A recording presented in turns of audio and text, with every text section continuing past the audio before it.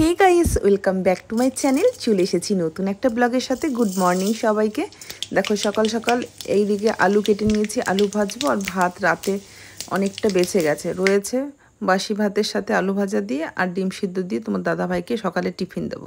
সব কাজ করতে ভালো লাগে, বাট বাসন মাজতে আমার একটু ভালো লাগে না। অনেক বাসন রয়েছে রাতের, এগুলো সমস্ত মাজতে হবে, ভাবতেই কান্না পাচ্ছে। কৃষ্ণা গুছাইনি, স্যার আসবে এখন। আসছে, রাস্তায় আছে। কি বাজার নিয়ে এসেছো? ও স্যার রাস্তাতে আছে, এই তো এখানে ঢুকছে। গুছিয়ে দিচ্ছে কেন? বলো কি বাজার নিয়ে এসেছো? মাছ এনেছি বাবা। সকালবেলাটাতে না একদম লেট হয়ে যায় ঘুম থেকে উঠতে, আর সকালে একদম নাকে মুখে দেখি না ভিডিও ছেড়ে। দেখো স্যার চলে এসেছে পড়াতে।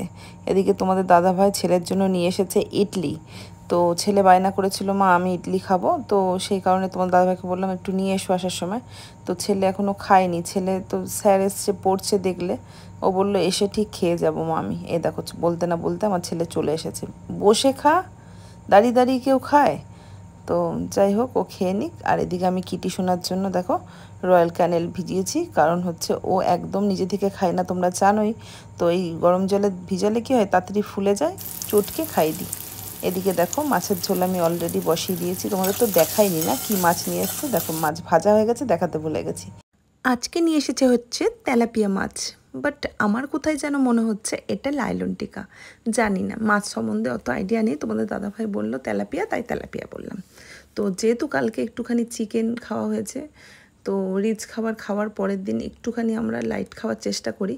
তো রোজ রোজ লাইট ভালো লাগে না। তোমাদের দাদাভাই তো তেল মশলা দিতে একদম বারণ করে, বাট আমি শুনি না। সত্যি কথা বলতে আমি একদম তেল মশলা ছাড়া চলতেই পারি না। তো যাই হোক, তবুও যেহেতু কালকে রিচ খেয়েছি, আজকে কিন্তু একটু হালকা পাতলাই রান্না করব।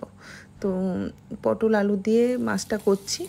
তো দেখো লঙ্কাটা জীবনে কোনোদিনও আমার শাশুড়ি মা বেঁচে থাকতে কোনোদিনও আমার এরকম চিড়ে লঙ্কা দিয়ে কোনোদিনও মাছের ঝোল খায় না, বাটা দিয়ে খাই। বাট এখন খেতে হচ্ছে। তোমাদের দাদাভাই ডায়েট করে গেল। তো যাই হোক, শীতকাল চলে এলো, আর শীতকালের আগে আগে দেখবে একটুখানি ধনে পাতা দিলে মাছের ঝোলে বেশ সুন্দর লাগে। এমনি সময় গরমকালে খেলে কেমন একটা গন্ধ গন্ধ লাগে ধনে পাতা, আমার লাগে, তোমাদের নাও লাগতে পারে। এদিকে তোমার দাদাভাইকে খেতে দিয়ে দিলাম। তোমাদের দাদাভাইকে খেতে দেওয়ার পরে আর আমি ব্লগ শ্যুট করতে পারিনি, যেহেতু আমার ফেসবুকে লাইভ থাকে। এখন বাজে হচ্ছে রাত্রি 8টা বাজতে 5 মিনিট বাকি। আমার বাড়িতে একটা নতুন মেহমান এসছে, সেটা তোমাদেরকে দেখানোর জন্য ক্যামেরাটাকে অন করেছি। এই দেখো, কে বলতে পারবে যে এটা কি? হঠাৎ করে দেখছি আমাদের বাড়ির না, আমাদের ঘরের ভিতরের দেওয়ালে বসে আছে। দেখে তো আমি খুশি হয়ে গেছি। আর এদিকে দেখো আমি কটা রিলস ভিডিও বানালাম।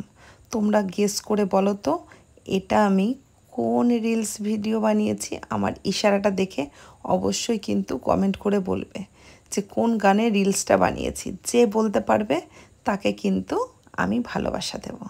কি ভালোবাসা এখন বলবো না, সেটা তখনই দেখতে পারবে।